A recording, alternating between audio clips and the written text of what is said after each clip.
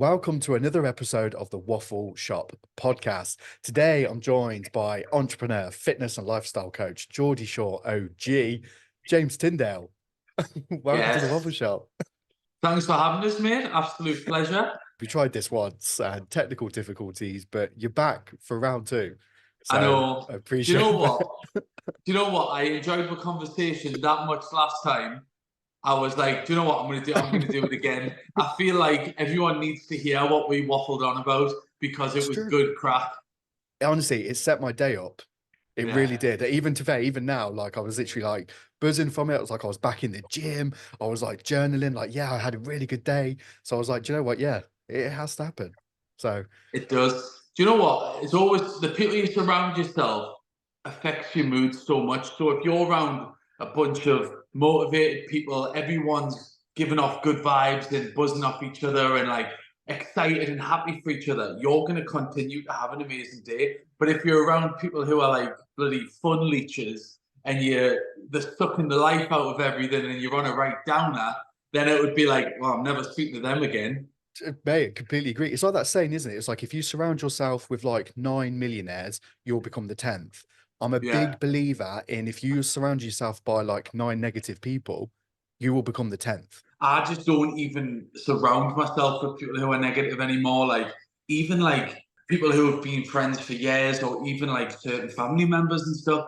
If I don't feel like they're on like the same wavelength as me or positive conversations, like if people just want to sit around and flag off other people and talk about things that happened 10, 15 years ago, I'm just not interested by it.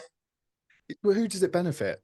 It's a No massive one. waste of Yeah. time, energy. And it's like if you've got 15, 20 minutes to kind of give someone a hard time or go down that negative route, you've got 15, 20 minutes that you can kind of do something and invest in yourself. Yeah. Yeah. You never get that time back. No. I've done that loads of times. I've been somewhere and I went, well, there's an hour of my life gone. I'll never get back. And what have I gained from it? Absolutely nothing. If anything, I'm in a bad mood now. Yeah, a headache, gained a headache. To be fair, it actually feeds quite nicely into how I start each one of the shows. It's something called the Weekly Waffle, which quite frankly is something that's pissed me off, that once I've spoken about it, it makes me feel better. Now, Yeah. when we first got up, it was the comfort zones. We had a really good conversation, but this one has kind of come again, like in the journaling that I'm doing at night. And I think you're quite a good person to talk to about this because of your own personal journey, as well as obviously the advice and like the clients and stuff that you're working with now. But what's really kind of wound me up recently is we seem to massively undervalue ourselves, or like we Yeah. will downplay like our achievements, or we can't take compliments. And I'm just like, why are we doing that? Because if that was a friend downplaying what they'd achieved or something great that had happened to them, you would be shouting it from the rooftops. But yet when it comes to our own person, um, we just completely disregard it. Do you know what I think this has got a lot to do with? I think a lot of it is social media and this like facade of like how everyone's doing absolutely amazing in life. No one's got any worries. Everyone's a multi-millionaire and the businesses are thriving. So you'll often compare yourself to things that you see and go, well, do you know what? I'm quite happy. I'm doing all right. But then look what they're doing. Like if I could just be that bit better, oh well, I want to have a G-Wagon, or I want to be on holiday every month. Like, even if you're doing very well, you'll compare yourself to people who you Yeah. think are doing better when not necessarily they are. Do you know what? It's a really interesting one because obviously I'm not from the world that you're in of like TV and stuff. However, sometimes I would look at maybe like your Instagram and think, ah, I wish I had that. Like I'm comparing myself. It's Yeah. interesting to kind of hear you say it because I imagine there's a lot of people that would kind of look at you as almost like a role model kind of thing. Yeah. So is it safe to say like, do you do that as well with other people? Do you know what? Because I've been around that long, like I've learned Mm, not to compare yourself with other people. Like I compare myself to myself. So like, if I'm having a shit day or something, I'm thinking, oh, do you know what? I'm not really where I want to be just yet. Then I'll just look back at where I was a couple of years ago or whatever, and I'll go, do you know what? Actually, I'm in a good place. But it is so easy to compare things. And sometimes, well, I've just been in Dubai for the last 8 months, and everyone I've spoken to since I've got back has been like, oh man, that was absolutely amazing. Like, I'm so jealous, this and that. And like, I feel like I'm almost like being a bit negative because I'm like, yeah, it was all right, but it wasn't like as good as you'd think it would be. And I'll like list reasons why, or because I love being around family and friends. Like, that was one thing I massively missed about being away, like not being able to just jump in the car and drive 10, 15 minutes and see the family or see friends that I've been with for years. But to some people, they don't see that. They see us going to a beach club, or they see us going to, you can't take a bad photo in Dubai. Everything looks incredible. But I was saying, like, honestly, you see the photo, but on the other end of the camera, I'm literally going, that looks nice. And that's it. Like, Do you know what? It's a powerful mindset to have, though, and I really appreciate you kind of opening up about that, because it is, isn't it? You just assume everyone's kind of perfect. yeah, But we're all feeling the. To be fair, I say it quite a lot, but this is why I love this podcast so much, because I've had pop stars, I've had athletes, I've had like TV personalities, all pretty much say the same thing about like yeah, their emotions, like whether it's anxiety, anger, comparison. And it just proves, like, regardless of whether you're Grammy Award winning or whether you're a millionaire, you've got Olympic gold medals, regardless, we're all feeling exactly the same yeah. emotions. I don't know if you've seen the last episode that just went out on Geordie Shore. It was the one where I was talking about like going through my dad's death and stuff. And I remember at the time I was like, oh, I don't know if I really want to talk about this. But then it got to a point where I couldn't not, because that was my emotions at the time. And they managed to capture that on camera. And I kind of broke down and said everything that happened. And I remember it was coming out. And I was a bit like, oh, I hope no one's like funny with us about it. Like, because I was like, as a bloke, you don't like feeling too vulnerable, and you don't like showing like a soft side to you. You want to be kind of like, I'm the man, like, this is what I am, strong, whatever. But then since it's actually aired, the amount of messages I've had, I'm talking thousands of messages, comments, everything, just all positive, and all people who have either been through the same situation, given me advice, or people who have just recently went through that situation of losing someone they love to. So it's actually been really, really valuable. And like, speaking about it, I don't know why I was ever worried in the first place, because it just shows that I'm a real person. And then like other people going through the same thing, that they're not alone going through that. They're not the only person. Because I remember at the time I was like the lowest I've ever been. And I was like, why me? Like, why is this got to happen to me? And I felt like my luck was just right down. But if someone else is going through that now, feeling that way, feeling so low, if they can see someone that they grew up with watching on TV, who they think is like got everything, going through exactly the same thing, then for me that is like, it's the best part of doing what I've done. Mate, I feel like I wanted to clap. Yeah. Honestly, firstly, thank you for sharing it. But it's, I said it to you before, it was one of the most powerful things that I've seen on TV in quite a while. Like, to see someone that we have grown up watching you on TV, from being like a young lad to now, like the man that you've kind of become, share such a raw and kind of vulnerable kind of side to Yeah. you. It was incredible, mate. And it was inspiring. And it just kind of proves that, again, we're all going through this. But mate, props to you, Yeah. because they can't have been easy. And I imagine there's days and it's still, it's going to hit on the days when you don't realize it's going to hit. Massively. I But think it's one of them situations where it never gets better, and you'll always miss them, but you start to look at it in a different way. So this was filmed like April last year.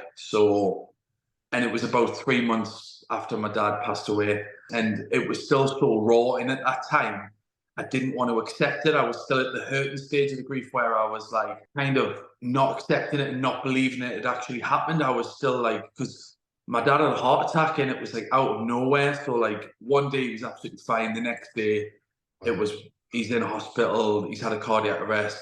He's on life support. And I had no warning. So it was like a massive shock. And then for the first few months, I was just like kind of pushing it out the back of my mind, thinking, I'm not going to believe it. I'm not going to believe it. But now that time's passed, and I've got used to it. I can actually talk about them without getting upset, and I can talk about good times, and I remember all of the amazing things that we've done together in my amazing childhood and funny memories and things I used to say. Whereas before, I wouldn't even want to speak about it because I would get upset.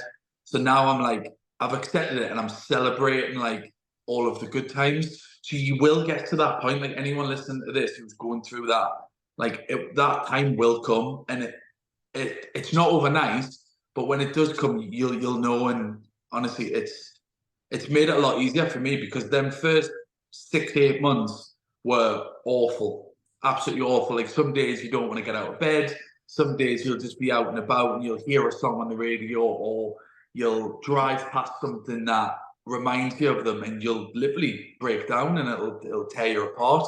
And then now it's like if I drive somewhere and I see something, I'm like, and it's like just like a bit of a memory. I love everything that you've just said. And Yeah. for someone literally, like, thank you for sharing. Um, I bottled all of that up when, like, I went through not a similar thing, but overnight, my mum had a back operation, that went horribly wrong. Like, she was a very like fit, like woman up at 6 o'clock in the morning. The operation went wrong, and she's now in a neurological care home. Like, she'll never walk again. Yeah. And I went through this real kind of dark phase of like, again, it's the why me? It's then there's an anger phase. And then it got to a kind of stage where I was like, well, I can't talk about how I'm feeling because my mum has it so much worse. So I bottled everything up, and Yeah. obviously it led me down an incredibly dark path. But hearing these kind of conversations and just knowing that it does get better, it is difficult. There is a strong chance it's going to rip you to shreds, Yeah. but it does get better. I mean, we and you are both sat here now in a good position with it. Like, we can talk about, we can share the memories, we can laugh.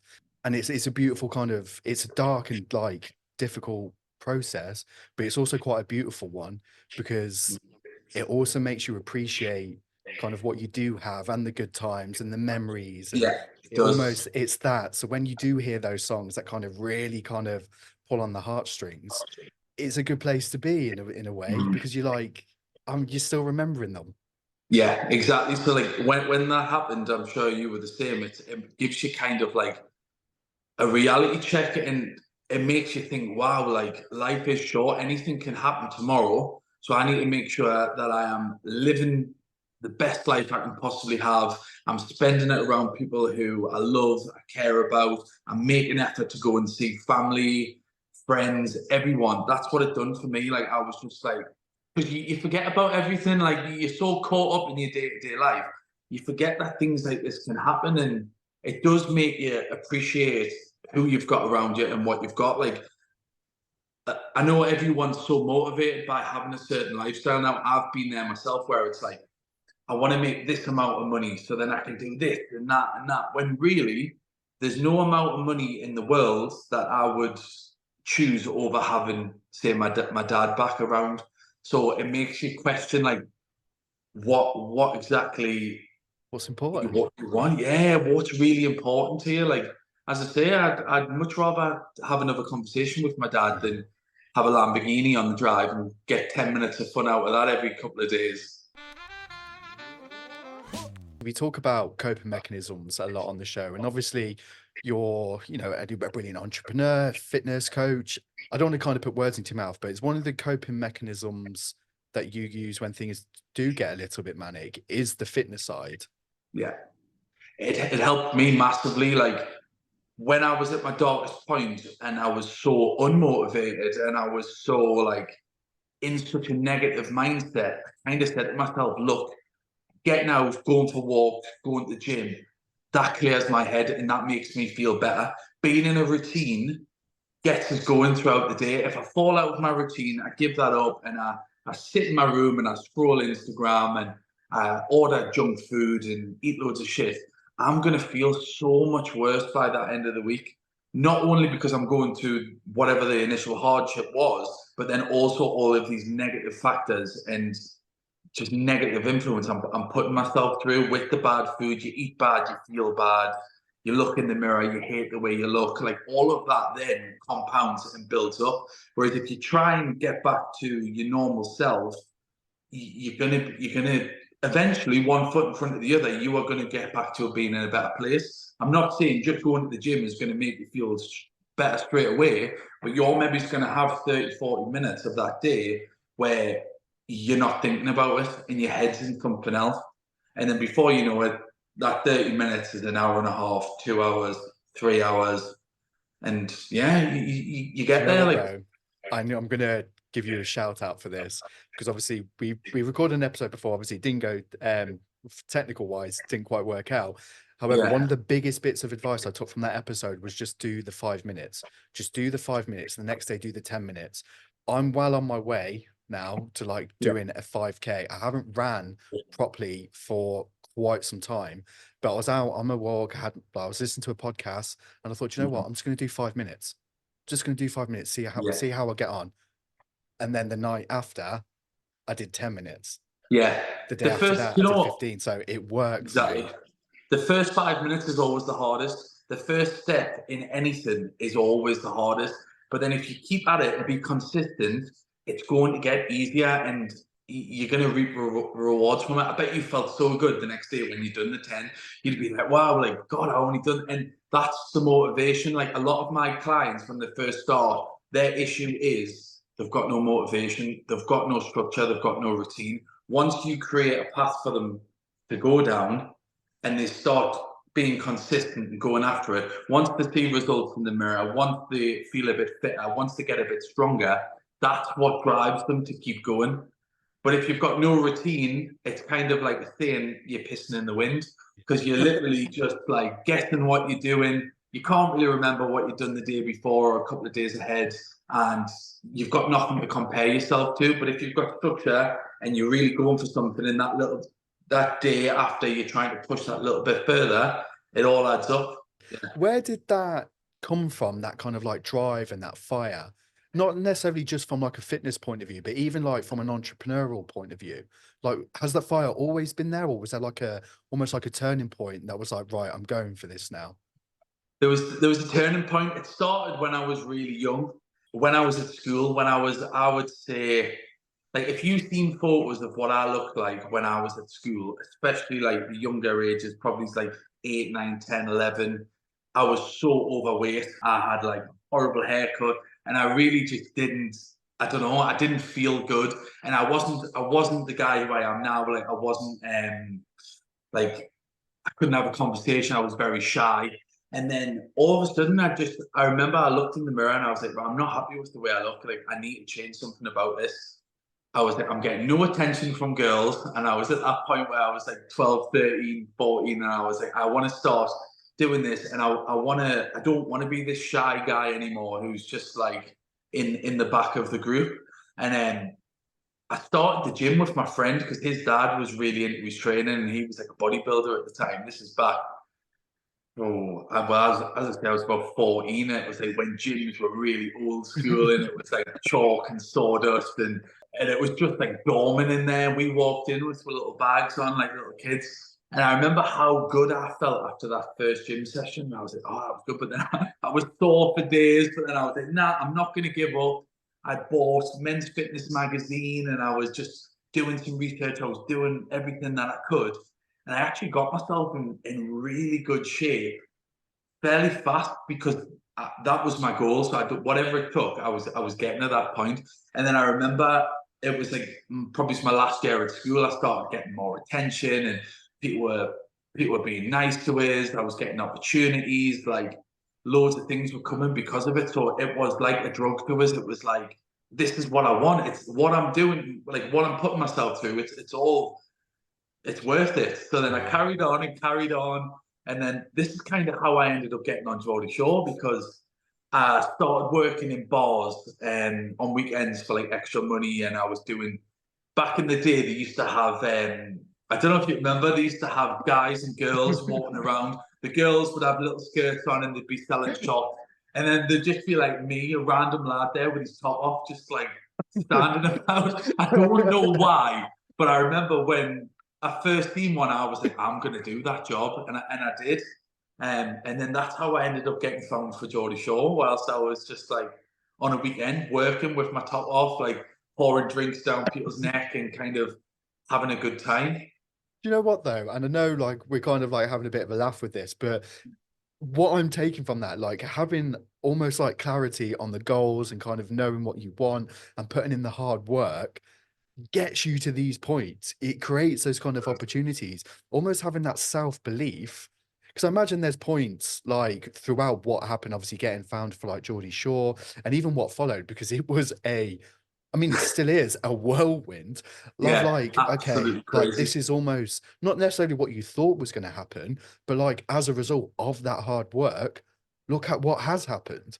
I know. Honestly, I need to find photos of from what I looked like and the person that I was before all of this. I don't think I've got them anymore because I remember ripping them all up because I was ashamed at the time. But whereas now I look back and I go, wow, that's like growth. Like I've really come into the man who I am now. How do you feel when you look in the mirror now? Do you know what? Like, I've been around a lot of people, and there's always a lot of talk about like, oh, I wish I could do this. I wish I could do that. I want this surgery. I want to do that. I want to dye my hair like this. Whereas I actually am like happy with everything. Like, yes, there is going to be times where I'm like, do you know what? I've got a holiday coming up. I best get a bit stricter on my diet. I'll drop a few pounds or whatever. But apart from that, like I'm genuinely like very comfortable in my own skin. Which, if you had asked me like 15 years ago, I'd have been like, absolutely not. I look terrible. I hate the way I look. This is what I want to look like, and I would have showed you a photo or something. Yeah, Whereas now I'm like, I'm happy and like, there's nothing I that's what we would really like. change. There's nothing in that's not in my control to change.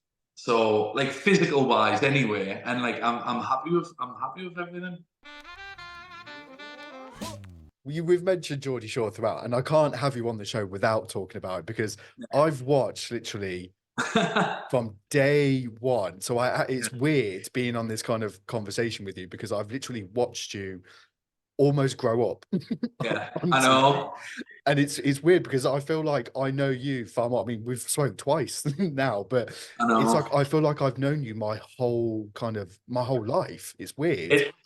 It is mad, and I never really looked at it or thought of it like as like this way until Yeah. recently, like where I've been going places and people have been like, honestly, like James, I grew up watching yous, and like me and my mates, we used to like put it on before a night out, or like we used to go in school and talk about it the next day. Like everyone was talking about Geordie Shore, and it was like, wow, because we never expected it to be anything. When we done the first ever Geordie Shore, we thought we were just going to literally live in a house, have a laugh. It was going to be that couple of weeks, and that was going to be it. We were all going to go back to our normal lives. And then, like 12, 13 years on now, we still haven't. So good.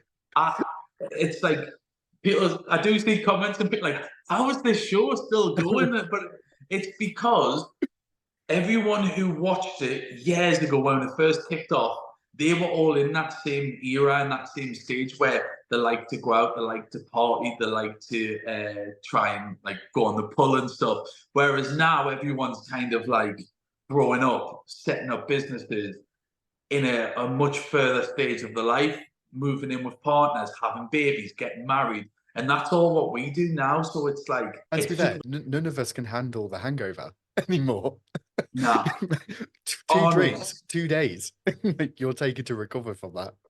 It's crazy, right? Because all of them Geordie shows I've done, I'm gonna say all the way up until I would say once I hit 30, I never had a hangover. I would just used to power through and would be like drinking on the night, would go to bed maybe 3, 4 in the morning, they'd wake her up.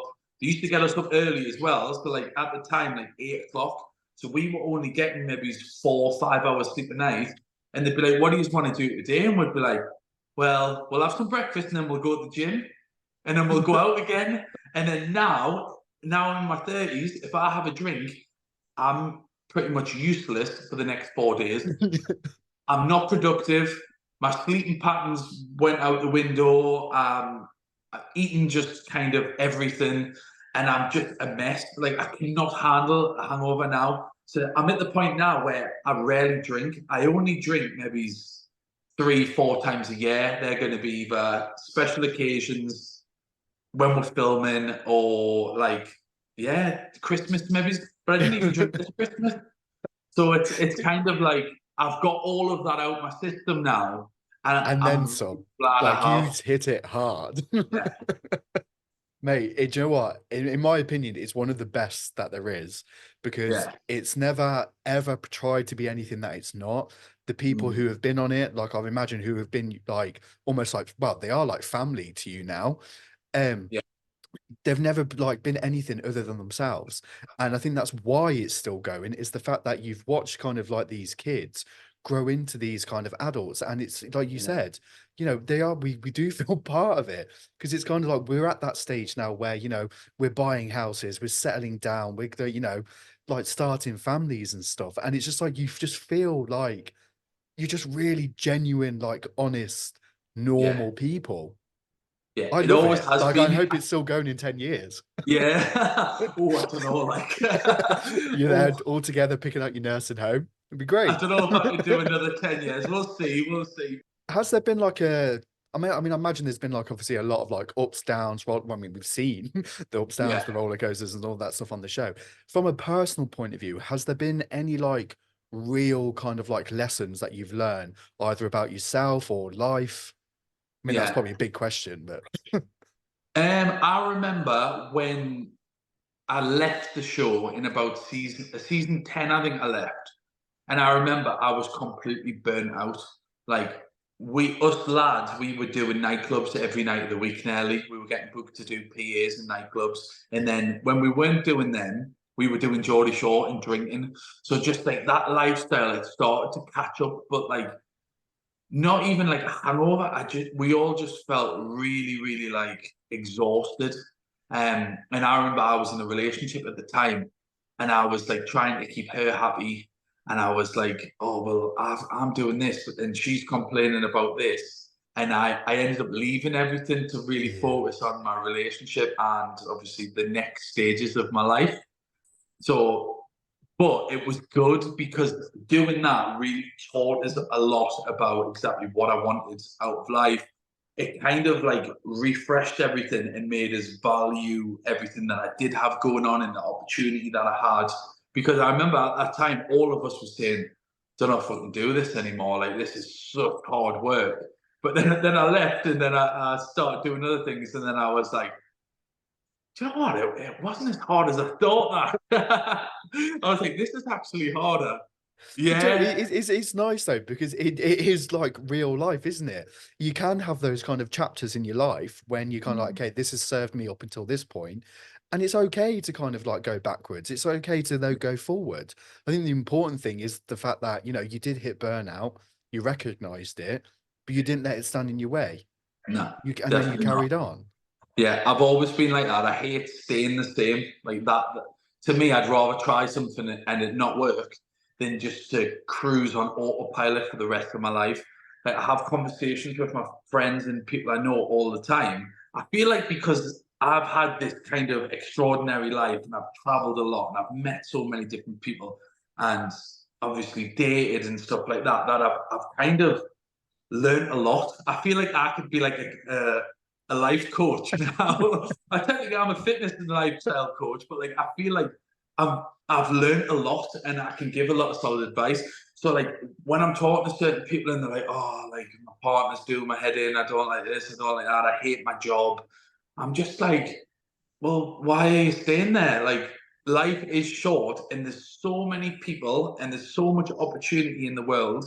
You don't have to put up with a life that doesn't fulfill you or you don't feel like it's right for you. A lot of people will, they'll just go, oh, well, it's all right. Like, yeah. And they just go in autopilot and cruise mode.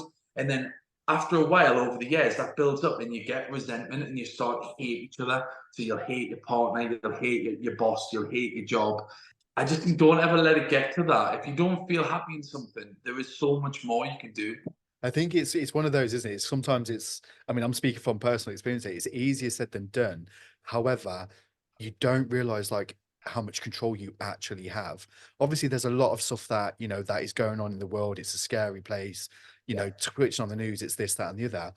But we can't control that. What we can control is how we respond to that, how we move forward, how we learn from it, and what we can do.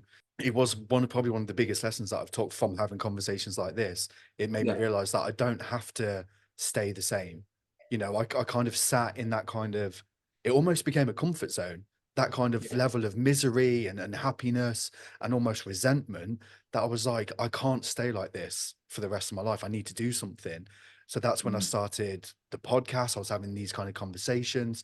I was switching up like my coping mechanisms. I was like, right, there's a big wide world out there that is ready kind of like to be explored in There whatever really is. capacity. And it completely changed the course of my life. I wouldn't be sat here having this conversation Yeah. with you if I didn't I kind of know. like get sick Yeah. of my own shit. I remember you saying as well, you started all of this in lockdown as well, didn't you? So Yeah. sometimes like it'll take something like a lockdown or like something really big to happen to force you to make that change. And then when Yeah. you do and you see how much you thrive from it and how much more to life there is, you look back and you go, wow, like I'm kind of glad that happened. I bet Mate, that's how it's you feel mental. now. Honestly, I look back at that pandemic, and even though I was scared shitless, I Yeah, wasn't allowed to see my mom for like yeah, almost like over a year, wasn't able to give her a hug or anything.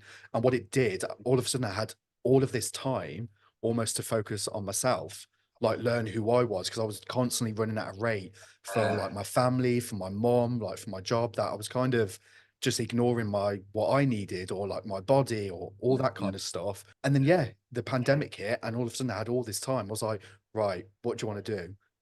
I still to this day do not understand why I sat down and just spoke on that first episode of like, this is how I'm feeling. Like I'm worried about my mental health, this, and this.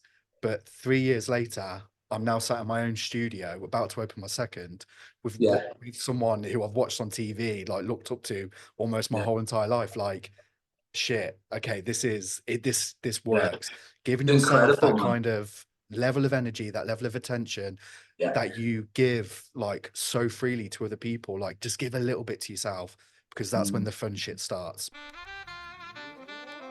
I bet you get tons of messages from people who are listening to your podcast and they'll be like, that really helped me go through a certain point in life, or that motivated me for the day. Like, I know myself, even when me and you have been having these conversations, like you get a buzz from it and you feel motivated and you come away and you're like, the rest of that day, you're bouncing around, you're walking like Tigger down the street, you know what I mean? You've got a spring in your step Yeah. and you're ready to take on anything. So it's good to give back by doing this because you are helping people. Like, that's No, why it I like is. to do these podcasts as well, because I know if someone listens to this and it helps them, then yeah, it's good to give back, isn't it?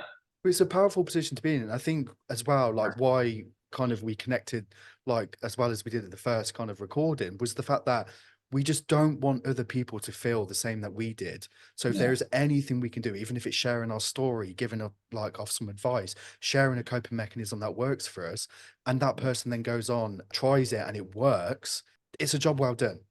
it It's a is. dream job in my Yeah, eyes. yeah, it is. I get the same fulfillment out of coaching clients as well. When they message us and they're like, "Oh my God, James, like, I've been really good on my diet this week. I've lost this amount." Someone in work says that they can really see the change in us and stuff. Like, that brightens up my day. So then I know how good they feel because of it. So it's just like it's contagious, and I like being around that sort of environment. I have got some final questions for you. Obviously, we Okay. talk about music on the show. I've seen Yeah. you throw some shapes, Oh like wow. good, both good No. and bad. But we None won't were go into good. that. None were good. Wow. But on obviously you're in the gym a lot, and obviously I kind of want to know is there songs or a playlist, albums that kind of give you that motivation, like when if you don't want to go to the gym, like, or there is there a song that kind of really fires you up to kind of like get in there and give it To all get you've in got? there. Do you know what? I vary my music so much. Like, one day I might have like rock music on, or like I might have something which up until a few years ago I never really liked. And then it just depends. It depends what mood I'm in. Sometimes I have like rave music on and like Yeah, really like deep house and like just stuff that I even used to listen to as a kid. yeah. So it just varies, but I've always, when I'm in the gym, I have to have something upbeat, something with a bit of a tune, and if you see me in the gym, I think people must think I'm a bit possessed or like not fully there because I'm like this. I'm like, it's like, why is this guy like? How's he got so much energy? Because I love it, and I get such a buzz from actually training. But it's good. It's good for your head and your body. Yeah. It really is. Like, that part of the day, that hour of the day or whatever, it's just like headphones are in, I'm in the zone. Everything else, any stress, any worries, whatever, they're not even thought of. I'm just like, right, how can I get these biceps bigger? And I'm just in the mirror like It works. Well, so look it at you. does Look at you that, yeah. strategically moved your arm forward then. um, Well, on the flip side of that, is there a song or an album that kind of, when no one's looking, you whack it in, brings a little tear to the eye? I do like a bit of a oh, like on TikTok now, I've seen a lot of like these like slow sort of like love songs, like like sad songs come on, and I'm a bit like, you kind of just get with your thoughts, don't you? And you just stop Mhm. what you're doing, and you just like, wow, like you get a bit of a shiver. So there is a lot of like songs like that I do that I do enjoy, but I'm not in the car listening to it on the way to the gym though, and I'm not in the gym bench pressing to like some Down. sad song, not having a cry halfway through the set. But yeah, as I say, I like all music. Like, No, but I love music it. is something that I do love. Like, I'm always singing, I'm always whistling. Like, I've always been like really just like Yeah. that gets us I love going. it. You said something earlier on, especially when you were talking about like your incredible dad, about how Yeah, kind of certain songs will take you back to those yeah, moments. And I tell this story quite a lot, because it just shows how powerful musical can be. One of the last gigs I ever went to, with my mom before everything happened, we went to see Adele, and she's always said, like, if anything ever happens, I want a hometown glory by Adele, like at my funeral. I was in yeah, Asda, very specifically, I was by the Uncle Ben's rice, and that song came on, and I yeah, remember just standing there. It was like in the early days of everything happened, so it was still very raw, and I was just stood there in the middle of Asda, like yeah. full on snot, like, But yeah, like, it oh, just hits you. It hits you. yeah, out of Yeah. nowhere. Yeah, I don't think things like that are coincidence though. Like I do think Yeah. songs like and they make you realise things. I still remember like from when I was a kid, and I always remember like being in my dad's car and we're driving somewhere and the sort of tunes he would have on and stuff. And I remember one of the songs. I was actually driving my dad's car to his funeral, and the Wow. song came on the radio. And I remember I was with my mum and everyone, and we all just went silent. And I was like, "What is the actual chances of that happening?" Like, and it was like a sign. So I was just maybe it was him Yeah, that saying, gave me a "Like, chill, that did. I'm still here." And I remember driving, and I think I've actually got it on video. And it was just like it'll be something I never forget. What a moment. I know, but Oh, yeah, no, thank you for crazy. sharing that. Like, I Crazy, crazy. really appreciate that. Right, I've got Yeah. one final question for you. One final Okay. question. I actually wrote Yeah. it down because I didn't want to forget it. Right. But if you had the chance to talk to younger self, what would you say? The first thing that comes to mind is don't get your eyebrows waxed like that. That's got to be the main thing. I look back, that's the only thing I regret, right? Nothing else in life. How my eyebrows were in them early seasons of Geordie Shore. Do you know what What makes was me I laugh? thinking? You've had like breakups on the show, you've like stepped with people on the show. The one thing Oh, you regret is your eyebrows. oh, absolutely. Everything else has been a lesson. It's a lesson or a I blessing. like that. Them eyebrows, there's nothing that can ever make them better because they were that bad. The only thing that I was possibly hoping for would be like a sponsor from McDonald's because there were literally like M's on my face. It was terrible. I don't know what I was thinking. Apart from that, like everything else in life, don't have any regrets from. Like everything is kind of molded us into who I am, and but the one thing I just can't get away with them eyebrows. I honestly don't know what I was thinking. You know what? I was expecting some kind of like deep meaning. Yeah, That was perfect. that Absolutely perfect. no matter how bad of a day you're having, right? Just Google James Geordie Shore's eyebrows. season 3, something like that, and you will instantly feel better. You know what? On those days, I need a little pick me up. I know exactly what I'm doing now. Just Google that, look at me and go, wow, he actually paid to get that done. He actually paid someone to do his eyebrows like that. Do you know what, though? I love it. They're absolutely brilliant. I love the lesson or a blessing. Yeah. But yeah, I'm Googling these eyebrows now. Mate, Oh, again, thank you so much for joining me for Waffle. Like, the first one fired me up, like to kind of set myself some goals, which I've now yeah. achieved. So this one is literally going to do Amazing. exactly the same. So I really Yeah. hope anyone who's listening to this just knows, you know, it does get better if you're having a shit time, but you know, hopefully there's something in here that you can kind of take away with. But James, if anyone's thinking of kind of starting their fitness journey or kind of looking for a little bit of advice, where Yeah. can they find you? I'd say the best way to do it is just go to one of my social platforms, either Instagram or TikTok. It's in the bio. I've launched a couple of different options now. So I've got my one-to-one coaching where my clients can work with us directly. They speak to us every day. And then I've also launched a community group, which I've filled with like-minded people all on a journey, all motivating each other, all helping each other. And I love it. Like, I love this, like, I love what I do. Like, I love helping people, and I like hearing people come at us with struggles and not really looking after themselves. Like, I think it is so easy to not prioritize yourself and focus on 100%.